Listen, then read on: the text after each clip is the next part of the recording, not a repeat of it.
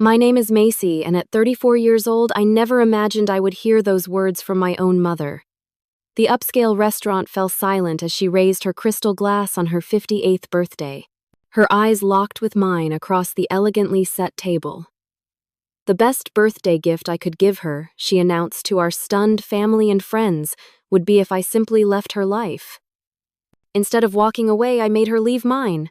If you are watching this, drop a comment telling me where you are viewing from, hit that like button, and subscribe to follow my journey of reclaiming my life after decades of emotional abuse.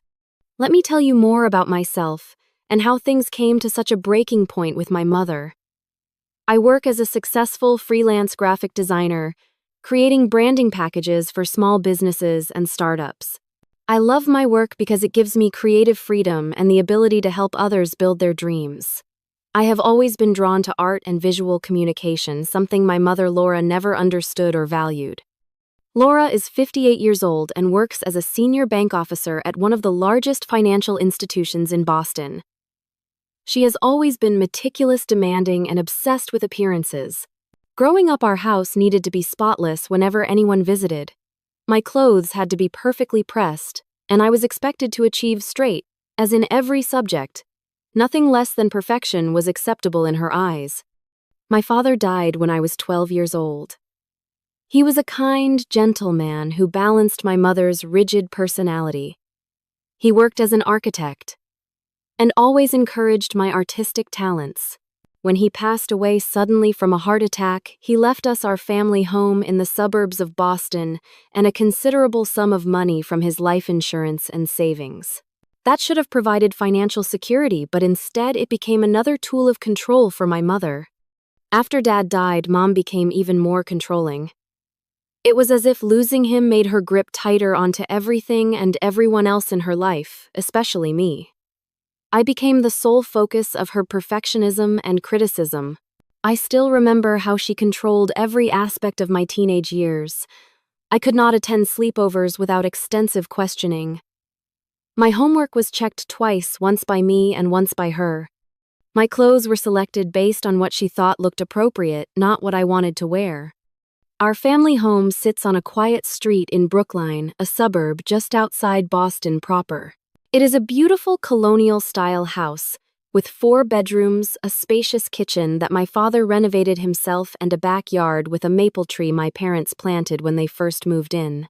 The house holds so many memories, both good and painful.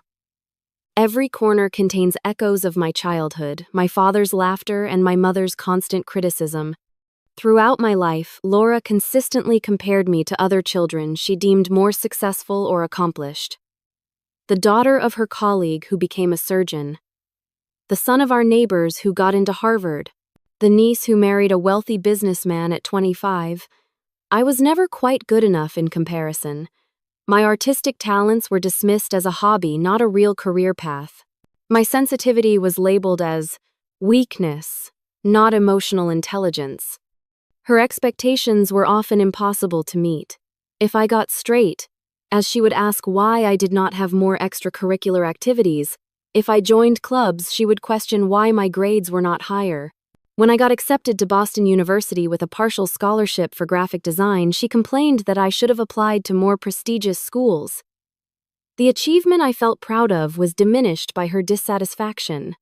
After college, I made the decision to move back home temporarily to save money while establishing my freelance business. What I thought would be a 1-year arrangement stretched into nearly 7 years as Laura found ways to make me feel both obligated to stay and guilty for wanting to leave. She would mention how lonely she was, how the house was too big for just her, how she worried about her health. Then, in the same conversation, she would criticize my career choice, my appearance, or my lack of a serious relationship. The financial situation between us became increasingly complicated. The money my father left was placed in a joint account that Laura controlled. While technically I had access, any withdrawal I made was scrutinized and questioned. She would ask for detailed explanations of how I planned to spend even small amounts of my inheritance. Meanwhile, she freely used the funds for home renovations, luxury vacations, and expensive clothing, all while criticizing my business expenses as frivolous. Over the years, Laura violated my trust in countless ways. When I was 16, she read my diary and then punished me for the normal teenage thoughts and feelings I had expressed in what I believed was a private space. In college, she would call my roommates to check on my whereabouts if I did not answer my phone quickly enough. Even as an adult living under her roof, she would go through my mail, check my browser history on the family computer, and listen to my phone conversations. My relationship suffered because of her interference. Any friend she disapproved of was subjected to cold treatment when they visited. Any potential romantic partner was scrutinized and found lacking. She would make cutting remarks about their education, career prospects, or family background, often within their hearing. Several promising relationships ended because of her behavior, with one boyfriend telling me he simply could not deal with the stress of navigating my relationship with my mother. Through it all, I kept trying to earn her approval to be good enough in her eyes. I achieved success in my career despite her predictions of failure. I maintained friendships despite her interference. I built a life for myself while living under the shadow of her judgment. But the constant criticism wore me down year after year, eroding my self-confidence and making me question my own perceptions and decisions. Until that birthday dinner, when everything finally became crystal clear. I spent weeks planning the perfect celebration for my mother's 58th birthday. I wanted everything to be special, partly because I genuinely hoped to please her, and partly because I still held on to the childish fantasy that if I did everything right, she might finally approve of me. I reserved a private dining room at Sorellina, one of the most exclusive Italian restaurants in Boston and her favorite place for special occasions. I personally selected the menu, ensuring all her favorite dishes would be served. Prosciutto with figs and aged balsamic for the appetizer. Wild mushroom risotto as the first course. Osso buco with saffron risotto for the main dish. I had spent hours on the phone with the pastry chef designing a custom birthday cake, a delicate hazelnut torte with gold leaf decoration that cost over $200. No detail was overlooked. For her gift, I had saved for months to purchase a diamond tennis bracelet from Tiffany. It cost nearly $6,000, money I had set aside for a down payment on my own apartment. But I convinced myself the sacrifice was worth it, if it could somehow bridge the gap between us. I had it wrapped in the signature Tiffany blue box, with a handwritten card expressing how much she meant to me. I invited 15 of her closest friends and family members. Her sister Susan flew in from Chicago. Her best friend Diane came despite recovering from knee surgery. Her colleagues from the bank attended, along with neighbors she had known for decades. Everyone who mattered to her was there, which made what happened even more devastating. The evening began beautifully. The restaurant staff was attentive, the food was exquisite, and Laura seemed genuinely happy. She smiled more than I had seen in years, laughing at stories her friends shared and accepting compliments graciously. For a few hopeful hours, I allowed myself to believe that this birthday might mark a turning point in our relationship, that the warmth she showed to her friends might finally extend to me as well. When it came time for toasts, each guest stood and shared a memory or kind word about Laura. Her boss praised her work ethic and attention to detail. Her sister reminisced about their childhood adventures. Her friend Diane thanked her for her support during difficult times. The atmosphere was warm and celebratory, filled with genuine affection. Then it was Laura's turn to speak. She stood elegant in the navy blue dress I had helped her select, diamond earrings glinting in the soft lighting of the restaurant. She thanked everyone for coming, expressing appreciation for their friendship and support. She mentioned how blessed she felt to have such wonderful people in her life. Then she paused, swirled the wine in her glass, and looked directly at me. "You know what would be the best birthday gift?" she said, her voice carrying clearly across the suddenly quiet room. "If Macy would finally leave my life." The silence that followed was absolute. Forks froze midway to mouths. Glasses stopped clinking. It was as if someone had pressed pause on the entire evening. I felt blood rush to my face as 15 pairs of eyes darted between my mother and me. My heart hammered so loudly I was certain everyone could hear it. Laura continued seemingly oblivious to the shock she had created. For 34 years, I have watched her make one disappointing choice after another. Her mediocre career as a so-called designer, her inability to find a suitable husband or give me grandchildren, the way she continues to depend on me financially and emotionally instead of standing on her own 2 feet like a real adult. Each word felt like a physical blow. I could not breathe. I could not move. I could only sit there pinned by her gaze and her words, as she systematically dismantled my entire existence in front of everyone I knew. One of her friends, Patricia, attempted to laugh it off. "Oh, Laura, you do not mean that. You are just joking around after too much wine." My mother took a deliberate sip from her glass and replied, "I have never been more serious in my life. Sometimes the truth needs to be spoken. I have carried this burden long enough." The room temperature seemed to drop 20 degrees. Guests shifted uncomfortably in their chairs, avoiding eye contact with both of us. The server who had approached with coffee quickly retreated. The beautiful cake sat forgotten on its silver stand. I felt simultaneous waves of humiliation, rage, and crushing sadness. My throat closed up, making it impossible to defend myself or respond in any way. Tears threatened, but I refused to cry in front of these people, refused to give my mother the satisfaction of seeing me break. The evening disintegrated after that. Guests made awkward excuses to leave early.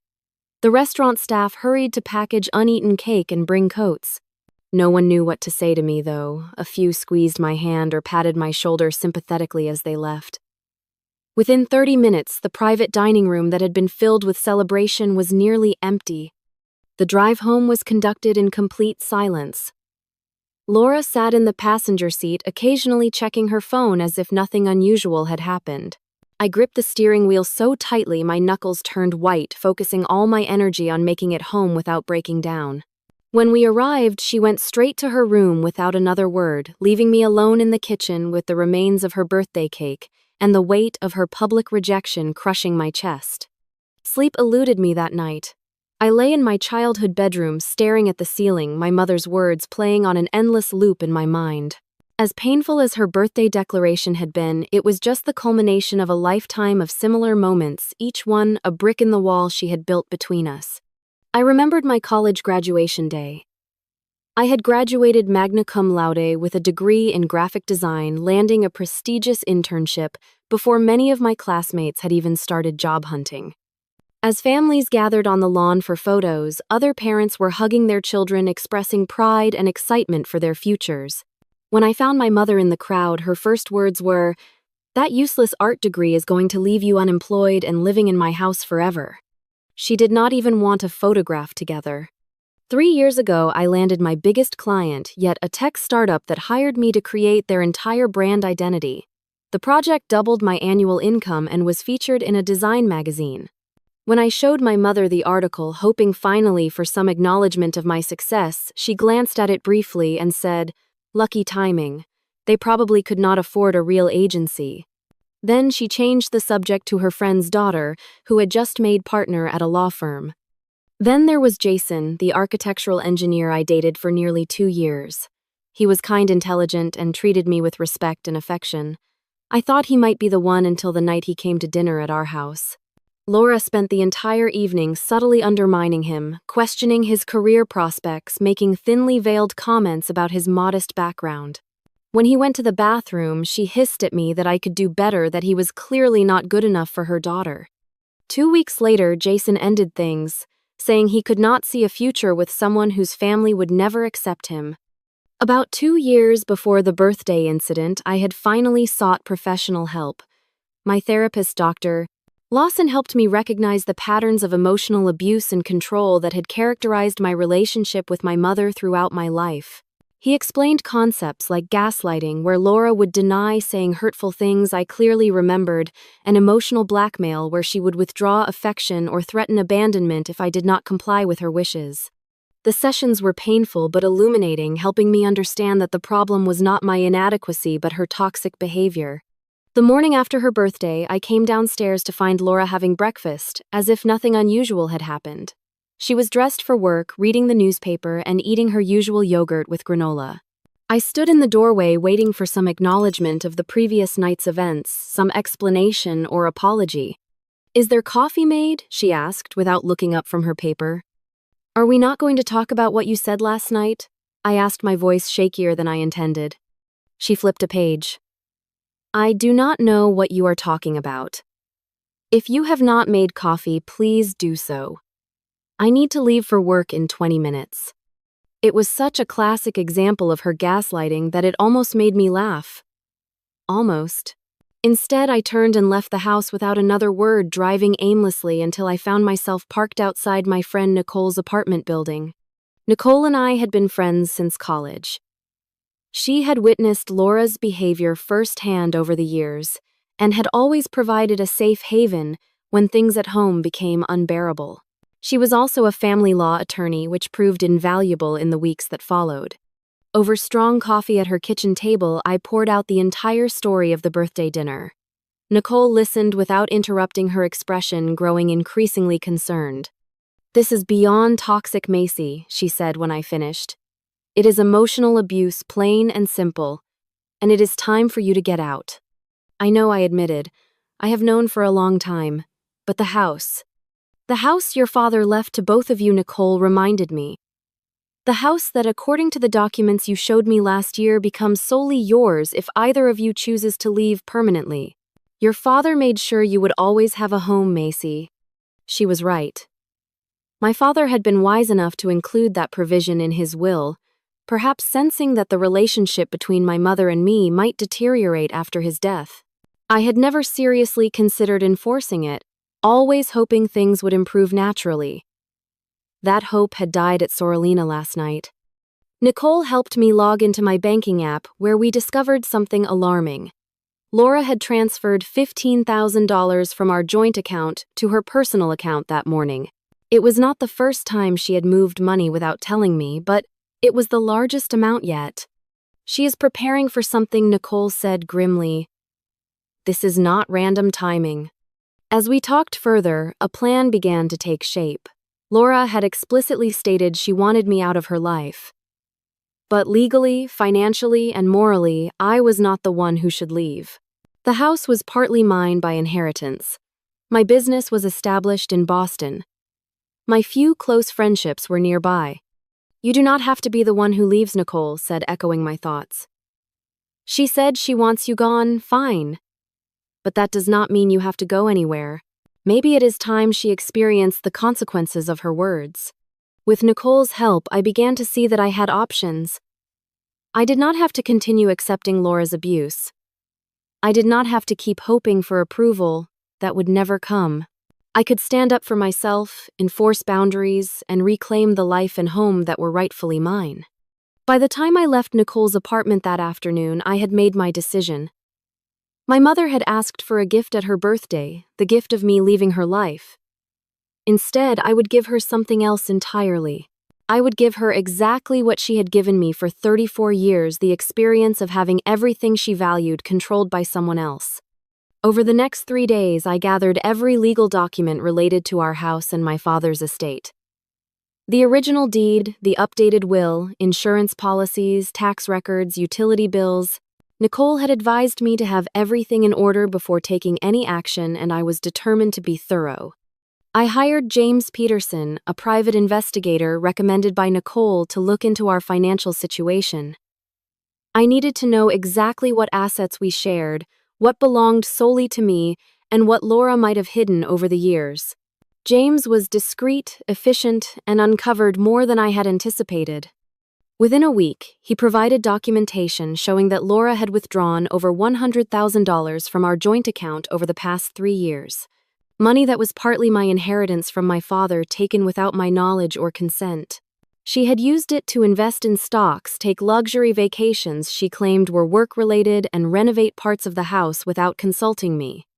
Armed with this information, I went to our bank and froze the joint account. With Nicole present as my legal representative, I explained the situation to the bank manager, showing proof of the unauthorized withdrawals and my partial ownership of the funds. The manager was sympathetic, particularly when Nicole pointed out the potential legal consequences for the bank if they allowed continued unauthorized access to inherited funds. I then opened a new account in my name only and transferred my freelance business earnings into it. For the first time in my adult life, I had financial resources that were completely under my control. The sense of freedom was both exhilarating and terrifying. Laura's reaction was swift and furious. She called my cell phone 17 times in a row when she discovered she could not access the joint account. I let the calls go to voicemail, listening later to her progressively angrier messages. "What do you think you are doing?" she demanded in the first message. By the 10th, she was threatening legal action. By the 15th, her voice had taken on a wounded tone, asking how I could do this to my own mother. The manipulation was so transparent now that I could identify it, but it still twisted something in my chest to hear it. I waited until I knew Laura would be at work the following day. Then I called a locksmith and had every lock in the house changed. The locksmith was initially hesitant when I explained the situation, but the deed showing my name and the documented history of financial abuse were enough to convince him to proceed. While he worked, I hired a security company to install cameras covering the exterior of the house. If Laura attempted to force her way in or damage property, I wanted it documented. The security technician helped me set up alerts that would send notifications to my phone if anyone approached the house. Nicole came over that evening to help me prepare for the inevitable confrontation. We went through possible scenarios, practiced what I would say, and reviewed the legal documents one more time. She reminded me that I had every right to protect myself and my property, that Laura's emotional abuse did not entitle her to continue exploiting me financially or living in a house that was partially mine. Remember, Nicole said, before she left, "You are not doing anything wrong. You are not being cruel. You are establishing healthy boundaries with someone who has consistently violated them. This is not revenge. It is protection."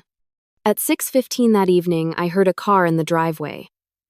Through the newly installed security camera, I watched Laura approach the front door, shopping bags in hand, clearly unaware of what awaited her. My heart raced as she put her key in the lock, then tried again when it did not work. I took a deep breath and moved to the window. She saw me then, her expression shifting from confusion to anger as understanding dawned. She began pounding on the door, her voice carrying clearly through the wood.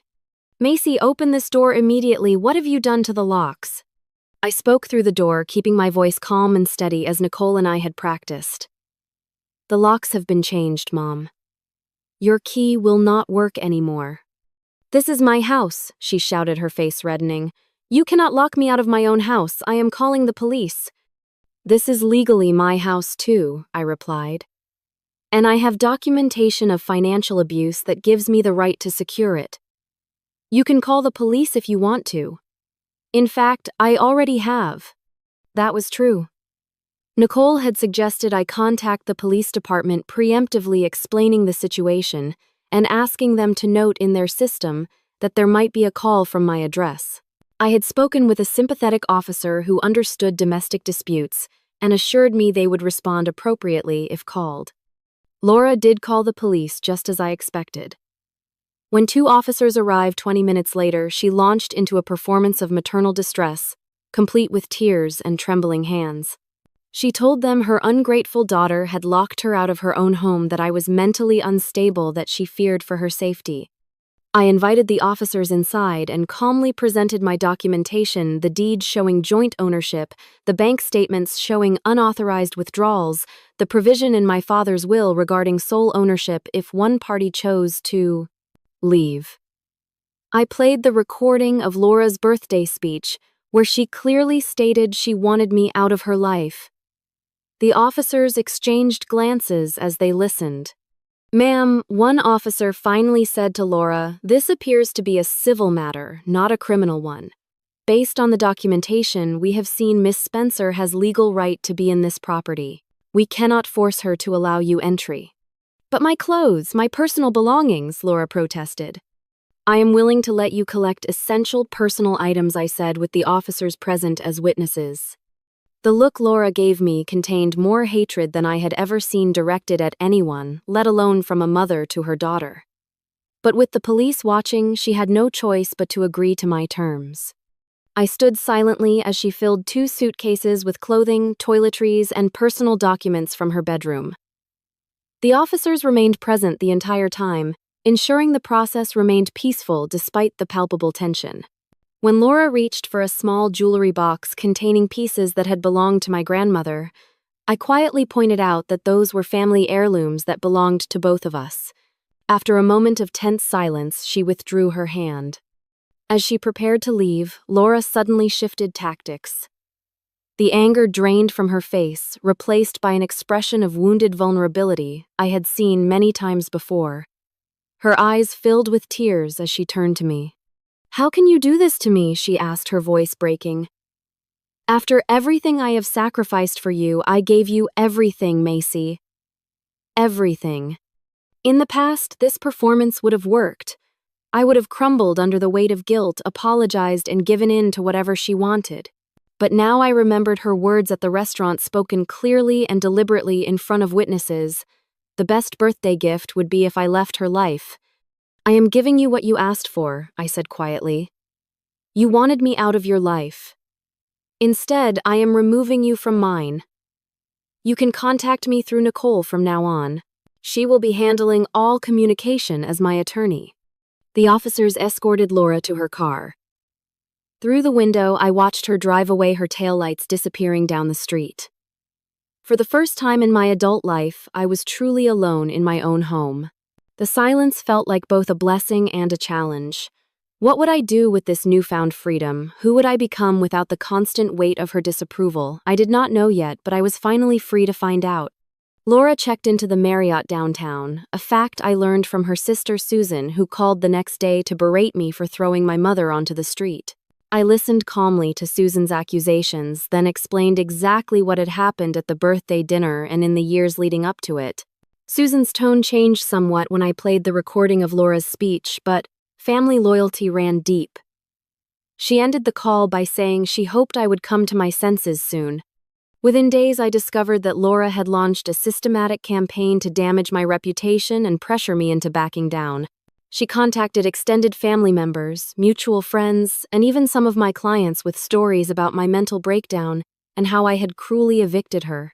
According to her narrative, I had become unstable, possibly due to drug use or a personality disorder, and had fabricated accusations against her to steal her home.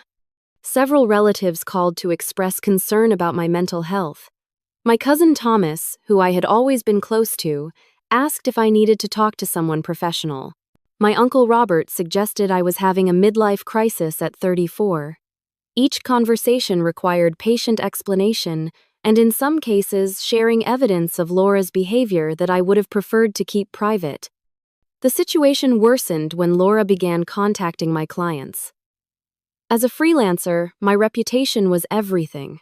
When she reached out to the marketing director at Horizon Tech, one of my largest accounts, suggesting that my personal problems might affect my work reliability, they put our upcoming project on hold, pending resolution of personal issues. It was a significant financial blow at a time when I was already dealing with legal and emotional stress. 3 more clients distanced themselves after receiving similar calls or emails. One specifically mentioned not wanting to get involved in family drama. My carefully built business was suffering, and with it, my financial stability. There were moments when the pressure felt so intense that I considered giving in, allowing Laura back into the house and my life just to make the nightmare stop. During one particularly low moment, I found myself searching online for support groups related to family estrangement and emotional abuse. That was how I found the forum Healing from Toxic Parents, and through it, Olivia. She had experienced a similar situation with her mother 3 years earlier and understood exactly what I was going through. Our first video chat lasted 4 hours, with Olivia listening, validating my experiences, and offering practical advice based on her own journey.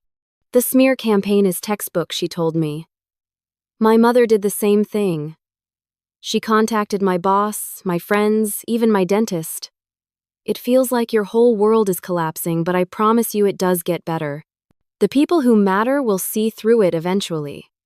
Olivia recommended Dr. Margaret Winters, a psychologist specializing in family trauma and emotional abuse. Dr. Winters offered virtual sessions which fit my unpredictable schedule and increasingly tight budget. From our first meeting, I felt understood in a way I never had before. She helped me recognize the patterns of abuse I had normalized throughout my life and develop strategies for maintaining boundaries despite the escalating pressure. What you are experiencing now is an extinction burst, Dr. Winters explained during one session. When a person loses control over someone they have manipulated for years, they often escalate their behavior dramatically before giving up. Your mother is pulling out all the stops because she senses she is losing her power over you. Meanwhile, Laura had hired Frank Wilson, an aggressive family attorney known for his confrontational approach. Nicole received a lengthy letter outlining Laura's intention to sue me for wrongful eviction, emotional distress, and financial damages.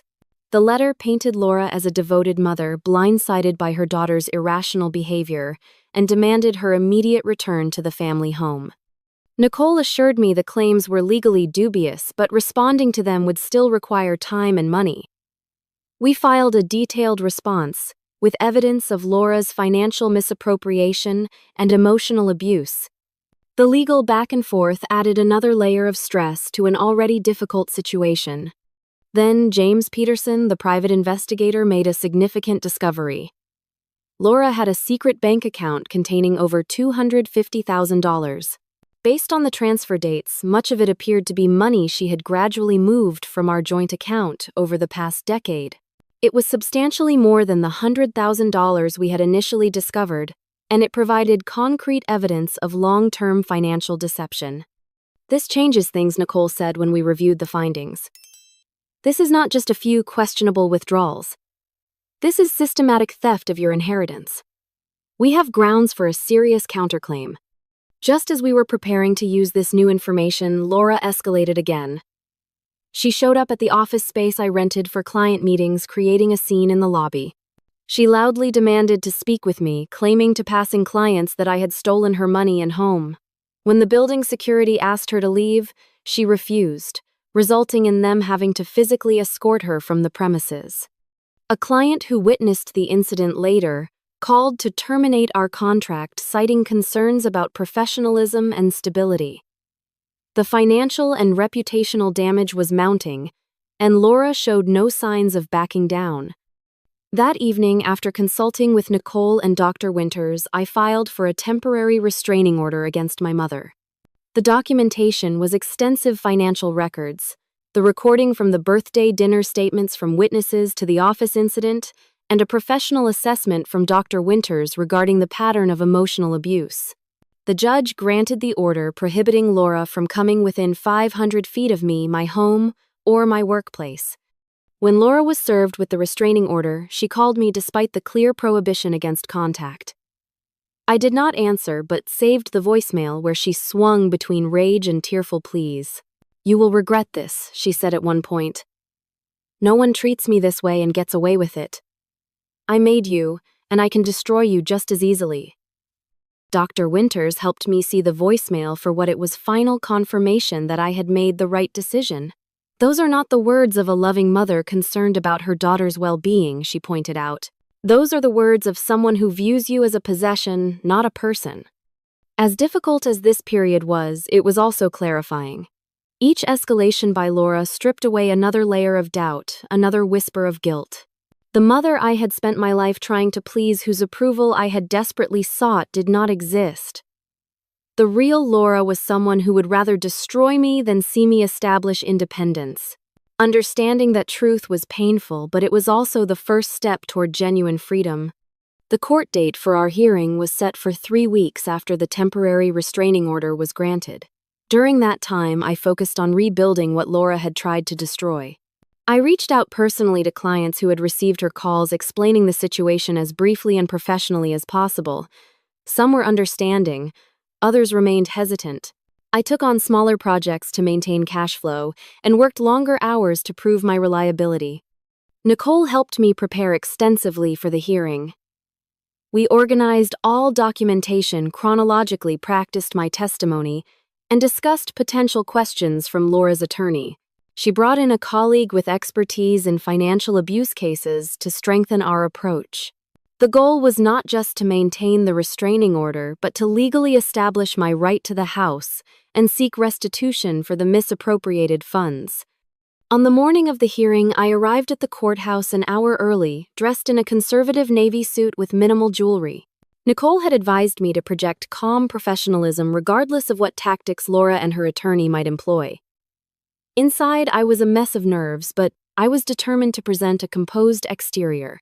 When Laura entered with Frank Wilson, I barely recognized her. Gone was the immaculately dressed, confident bank executive. In her place was a frail-looking woman in a modest gray dress, minimal makeup, and her hair pulled back simply. She walked slowly, leaning slightly on Wilson's arm as if for support.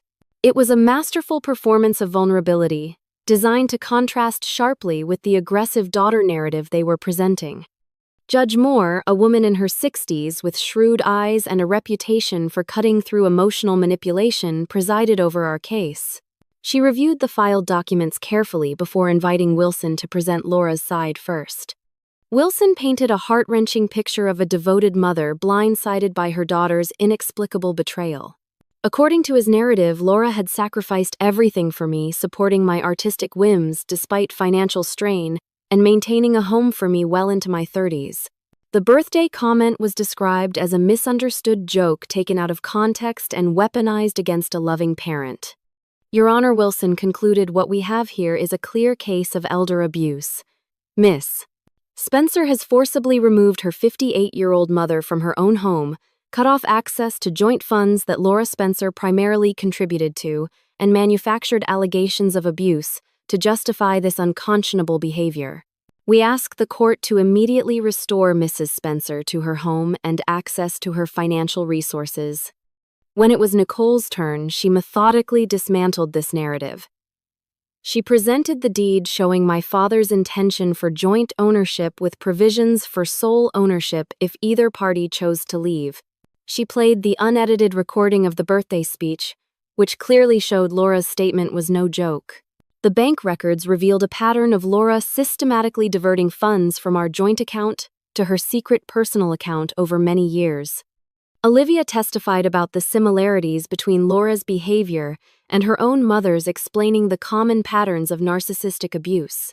Two former friends of mine described witnessing Laura's controlling behavior and belittling comments throughout my life. James Peterson presented his findings about the hidden account and the misappropriated funds. Dr. Margaret Winters provided expert testimony about the psychological impact of long-term emotional abuse and financial control.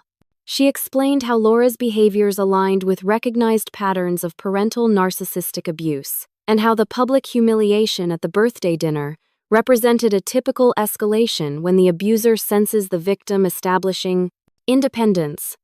Throughout these testimonies, I watched Laura's expression shift between affected hurt and barely contained rage. Wilson whispered to her frequently, apparently trying to keep her calm as the evidence mounted against her version of events. When I finally took the stand, I spoke directly and honestly about my experiences. I described growing up under constant criticism, never feeling good enough despite my achievements. I explained how Laura had controlled our joint finances, restricted my independence, and systematically undermined my self-confidence. I shared specific incidents, dates, and witnesses. Throughout my testimony, I maintained eye contact with Judge Moore, speaking with the clarity that comes from finally acknowledging painful truths. Laura's composure finally broke when cross-examining me. Despite Wilson's attempt to maintain control of the questioning, she interrupted repeatedly. "You were always difficult," she snapped at one point. "Always so sensitive, taking everything personally. Nothing was ever good enough for you."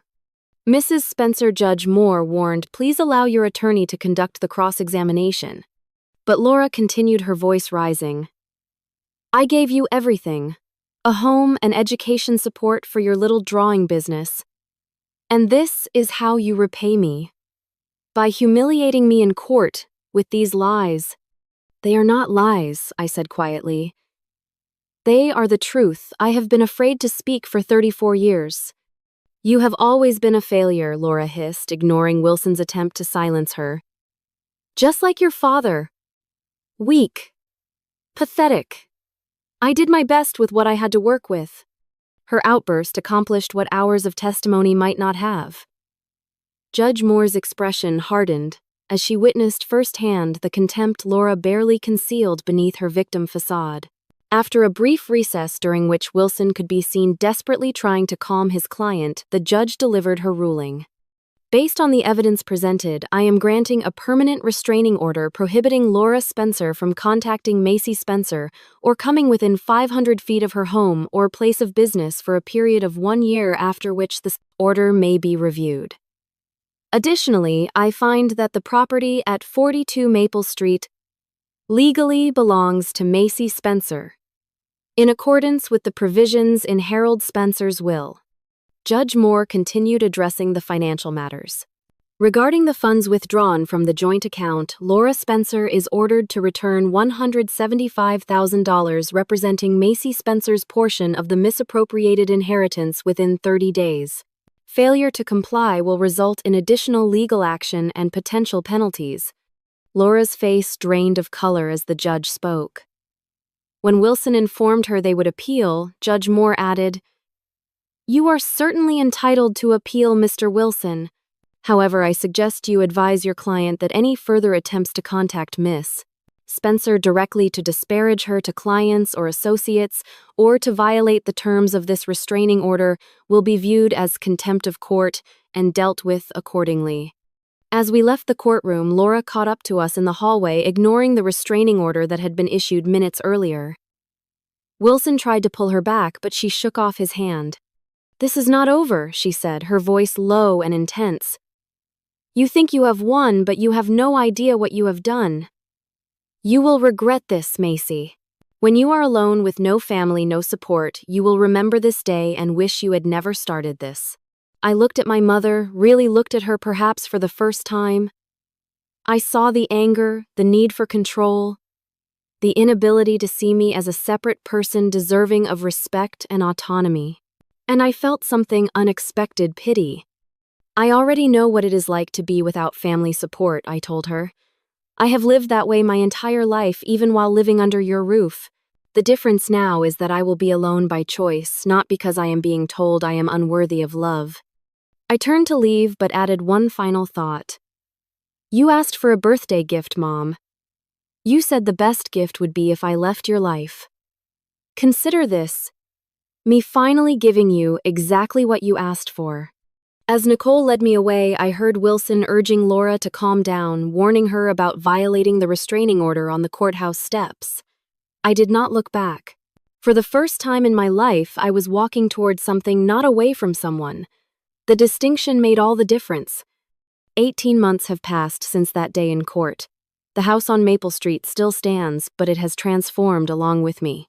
I painted the walls, colors my father would have loved and my mother would have hated: a warm terracotta in the living room, peaceful sage in the kitchen, and a bold teal in what was once Laura's bedroom but is now my home office.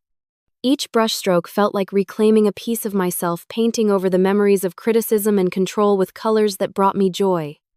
My graphic design business survived the crisis and has even thrived. After the initial loss of clients due to Laura's interference, word of mouth from those who stayed loyal helped me rebuild. I have expanded my services to include brand strategy consulting, which has attracted larger clients and more stable contracts. 6 months ago, I hired my first employee, a talented recent graduate who reminds me of myself at that age, except she has the mentor I never had.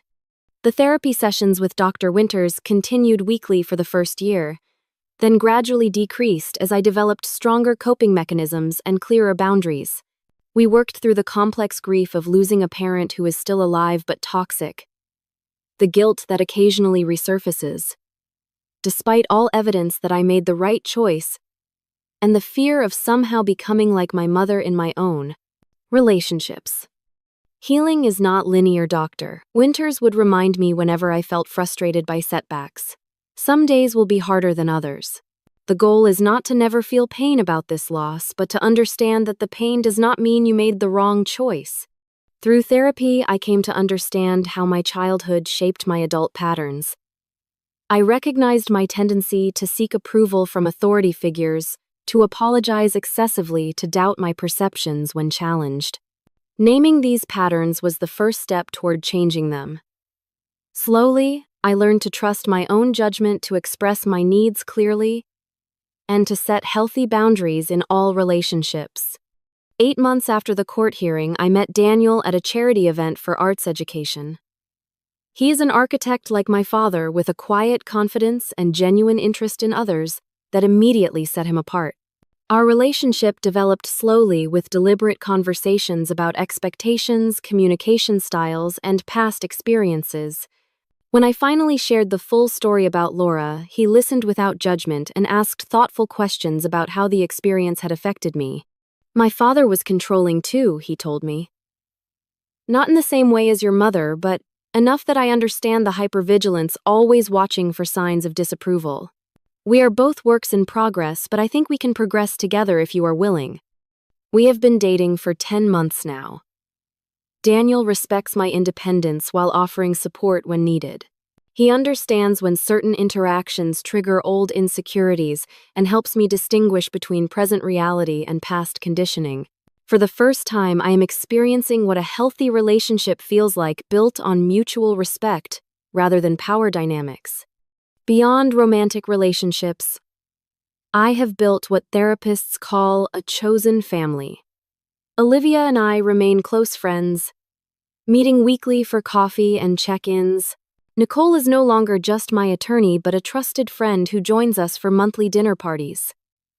My neighbor Elijah, a retired English professor, has become a father figure who shares book recommendations and gardening advice. Together with Daniel and a few other close friends, they form the supportive community I always needed but never had growing up. As for Laura, I have maintained the boundary of no contact. She did appeal the court's decision as threatened, but the appeal was denied based on the substantial evidence presented in the original hearing. According to Susan, who occasionally sends brief updates, Laura moved to Florida 6 months ago to live near her sister. She still maintains that she was the victim in our story, never acknowledging her role in the breakdown of our relationship. Laura occasionally sends emails despite the restraining order. Some are angry, blaming me for her need to relocate and the damage to her reputation. Others attempt manipulation through guilt, detailing health problems or financial difficulties. Early on, these messages would throw me into emotional turmoil for days. Now I forward them to my attorney without reading beyond the subject line and continue with my day unaffected. The most profound lesson I have learned through this painful journey is about the nature of love itself. True love, whether parental or otherwise, is not about control or molding someone to meet your expectations. It is about seeing another person as they truly are and supporting their autonomy and growth. My mother never loved me in this way. She loved the idea of having a daughter she could shape into a reflection of herself, but she never saw or accepted the actual person I am. I have also learned about the necessity of loving myself enough to walk away from relationships that diminish rather than enhance my life. For years, I stayed because I believed family obligation trumped personal well-being. I now understand that no relationship, not even one with a parent, justifies ongoing emotional abuse. Sometimes the most loving thing you can do for yourself is to release the hope that toxic people will change and instead focus on building a life filled with genuine connections. The journey of rebuilding after family estrangement is not easy. There are holidays that feel empty, or life milestones without the witnesses you once expected to have, and the occasional well-meaning question about family that reopens healing wounds. But there is also freedom. Freedom to become the person you were meant to be without constant criticism. Freedom to create new traditions and relationships based on mutual respect. And for Lee, freedom to define family by love and behavior rather than merely by blood. If you are watching this and struggling with a toxic family relationship, please know you are not alone. The decision to establish boundaries, whether temporary distance or permanent estrangement, is deeply personal and often misunderstood by others. Only you know the full story of your relationship, and only you can decide what level of contact is healthy for you. Have you ever had to make a difficult decision to protect your well-being that others did not understand? Share your experience in the comments below. Sometimes, knowing others have walked a similar path can be the validation we need to trust our own journey. And if this story resonated with you, please like and subscribe to support others finding their way toward healthier relationships and self-acceptance. Thank you for witnessing my story, and may you find the courage to write your own ending, whatever that means for you.